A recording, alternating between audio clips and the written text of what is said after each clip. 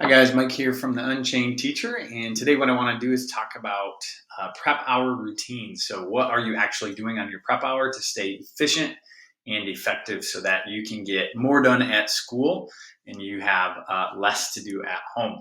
So before we get rolling today, I'd like to share with you two things. The first one being my simple PDF titled Five Things Great Teachers Do. So what I've learned over the past couple of years through observing some veteran teachers is that a lot of them do five of the same things. And so what I've done is I've collected those and put those into a PDF for you to read very simply, very quick. It's only a few pages long that you can implement right away in your classrooms to hopefully boost your teaching and become more effective in the classroom with your students. It's really helped me, and I want to be able to share that with others. The other thing is I've started a Facebook group to support new teachers, whether in your first, second, third year, or maybe you're switching classes or coming into teaching late through another career. I want to be able to help those take that journey and support you in your wins and walk alongside you in your losses and just kind of help each other along the journey. So go ahead, both those are in the description below. You can grab both of those. But for prep hour routines, I found over the years that as a new teacher, I was so exhausted by the time my prep hour came around. I think my first year I had fifth hour prep. And by the time it came around, I was just exhausted and I feel like I didn't get a whole lot done. And over the years, through talking with a lot of different teachers and being in a couple different buildings, I've realized that teachers who seem to get their stuff done and seem to be very efficient, they have routines for what they do on each day during their prep hour. So the first one being that every day has a goal, right? Every day you should have a focus for your prep hour. Our hours are 55 minutes long. So I know some people have block schedules, but ours are 55 minutes long. And so what I like to do is I kind of start my week on Thursdays. So Thursdays, what I do is I plan the week ahead. So I look at my calendar, and I have the benefit of looking at last year's calendar to kind of drag and drop, copy and paste, add things, take things away. But as a new teacher, you're either going to be collaborating with your teaching partners or you're going to have to be coming up with these things. But it's really nice if you can batch out the next week on Thursdays. And it might take you longer than one prep hour. You might find yourself doing it, after school or at home to start, or maybe even your first year. But if you can plan out what your next week is going to look like in one day or, in one chunk of time, that saves you a ton of time instead of having to be prepping for the next day, right? If every day you're just one day ahead, it's really stressful. I've been there. It's not very fun. I get that as a first year teacher, sometimes you might have to do that. But if you can start to look ahead and batch a week at a time, it's really going to save you in the long run. So that's my first kind of tip is plan your week ahead. I do it on Thursdays. And then what I do on Fridays is I create a list of all the things I have to get done. So on Thursdays, I just plan what I'm doing. But then on Fridays, I make a list of, okay, what needs to get done, what has to get printed, what activities do I have to create. So it's not like everything's ready to go on Thursday, but at least you have an idea of what you're doing. And obviously, it can change. So Fridays, I get kind of ready for the next week after it's planned out on Thursday. Then on Monday, Tuesday, and Wednesday, I really focus on printing if I need to for the rest of the week, grading. We have a system where we sign up kids if they have missing work. So all of those other days are kind of flex days. But so Mondays, I really try to get everything printed if there's more in grade. Tuesdays, Tuesdays are a big retake day for us. So grading retakes and signing kids up if they have missing work. And Wednesdays are kind of the same thing, grading, missing work, finishing up activities, maybe looking ahead at tests and quizzes. On Fridays, to go back to Fridays, I also make sure my warm-ups are good for the next week. So you're going to have to pick what works for you, but that's kind of how I set things up so that each day has a focus with a little bit of flex, right? You can always change things up as you need or be more efficient and learn tools that work for you. But every day should have some kind of goal. The first tip, or the second tip, would be first get things done that you cannot do at home. So I'm a big believer of kind of leaving work at work. And as a teacher, that's really tough to do. And I definitely did not do that in my first couple of years. And sometimes I even have to do that now, especially on test or quiz days.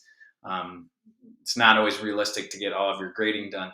But what I like to do is I know that I can't print at home, right? I'm not going to print copies at home. So I make sure I do that during the day or during my prep hour. I also try to make any activities at work, so that way I have supplies to do that. I teach math, so sometimes I need graph paper, or sometimes I need my rulers or my compass, and I try not to bring those types of things home, just so that I have more time at home to do the things like, let's say I don't get grading done. I can easily do that at home. That's kind of a mindless task. If you really want to, you can throw a movie or a show on and do that. If I need to do any kind of like lesson planning, I could do that at home. I like to do everything on my computer if I don't get that done for the week. But really the things like printing, setting up activities. I used to teach science, so like you can't set up a science lab at home. So maybe you're doing that. Maybe you need to like talk with other teachers or talk with your administrator. I like to do those things on my prep hour to kind of get those out of the way instead of like texting back and forth or a phone call. It just helps things go a little more efficient. And as time goes on, like I said, you'll be able to do a lot of these things at school and not bring a ton home, which is super nice. And then my third tip for you is to take 5 minutes to breathe, grab a drink, go to the bathroom. So this is a pretty obvious one, but if you talk to teachers, they a lot of times will be like, I don't have time for that, right? I get done with class, I got to prep. I'm just going. I'm stressed out, and they don't take time to go to the bathroom or grab a drink, especially for the elementary teachers.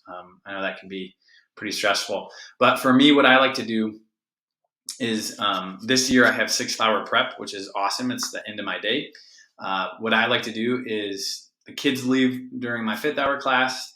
I'm out in the hallway kind of talking with people. And then what I do is I just take a lap around the school. So I usually make my way down to the office, check my mailbox, and then I just take a loop around my school just to take a break, move my legs a little bit, talk with people that I see in the hallway, and just kind of be social, or sometimes not social, right? Maybe sometimes you need to go in your room or go take a walk outside, or get away from everybody. That's fine too. The whole idea of this is that you take time away from being a teacher and you let yourself breathe and you let yourself just be a person. Maybe that's grabbing a cup of coffee, or filling up your water bottle, or going to the bathroom, right? Whatever that is, just taking a break from teaching, letting your mind kind of reset, and then getting back to work.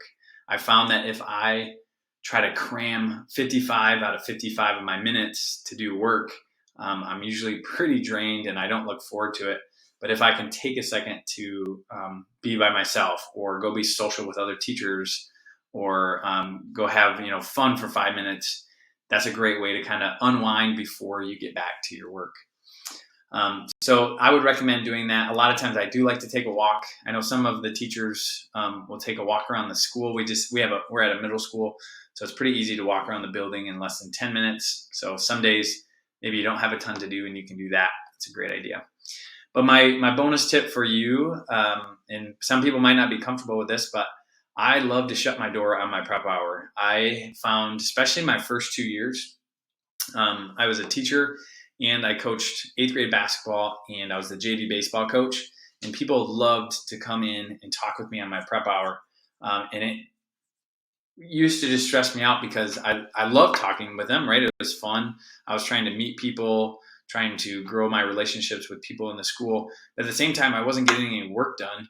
So then I was spending more time at school or at home doing work when I could have been hanging out with my wife or doing fun things that I enjoyed. So it's that tricky balance of like, okay, how much time do you spend with people at school, and how much time do you kind of shut yourself away and just focus on your work? But I found when I shut my door, I'm a lot more effective, right? I can get a lot more done. And then maybe after school, I can talk with people, or during passing time, I can talk with people. But if you leave your door open, people they'll come and talk with you. And just yesterday, I had a teacher come in and talk for about 20 minutes, which was fine. I didn't have a crazy amount to do, but I ended up staying probably 20, 30 minutes after school to get stuff done. And I easily could have got that done in the time period where we were talking. So if you find that a lot of people are coming into your room, I would shut your door and shut the lights off. That way people don't think you're there, and you can just kind of grind and get your work done. So that way you can go home on time, because that's an awesome thing to do, and a thing that a lot of teachers don't do. So those are my tips for your prep hour routines. Again, as a first year teacher, this might be tough to do, and you might be thinking that there's no way I could do this. But over time and collaborating with people, hopefully you can get done and get out the door so you can go enjoy the rest of your life, which is awesome. So hopefully this helps. If you have questions, please leave them in the comments below. And again, as a reminder, go ahead and grab that PDF titled 5 Things Great Teachers Do. Again, it's just a simple, short PDF for you to read and implement in your classroom. And then also feel free to join that Facebook group where we walk alongside new teachers. So I hope you guys have a great night. We'll talk to you soon.